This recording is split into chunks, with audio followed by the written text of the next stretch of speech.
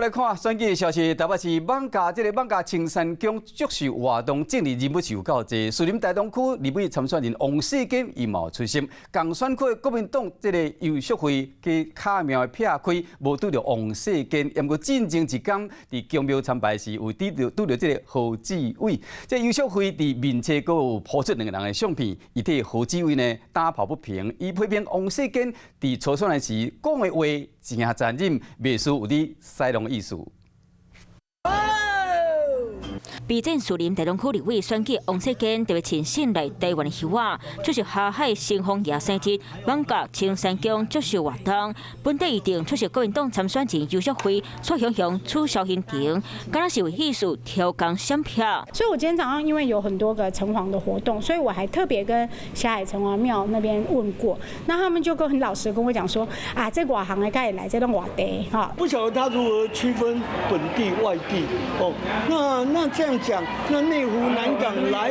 我们大同士林参选，那不就是外地人吗？游淑慧撇开和王世坚正面对撞，前一天所以当和初选书记何志伟伫咧宫庙烧土，佮替何志伟话无边帮，坚持对共党共治无铁过关心，麻烦解释这是有何志伟暗的合作。他的父亲5岁就过世了，然后这场选举里面，对方还去操作他的这个过去过世这么多年的父亲，我也吓到，然后我就说，哦，那这样是有一点过头了，因为我的父亲也很早就过世，难免都会不期而遇，哦，所以这完全是平常心来看。其实这样的传闻也蛮久啊，但是我不为意，哦，我相信何志伟委员跟他们家族。他们会适可而止。秉持敌人的敌人就是朋友，游淑慧2月尾搁一摆激动起。世坚议员还在攻击何志伟委员的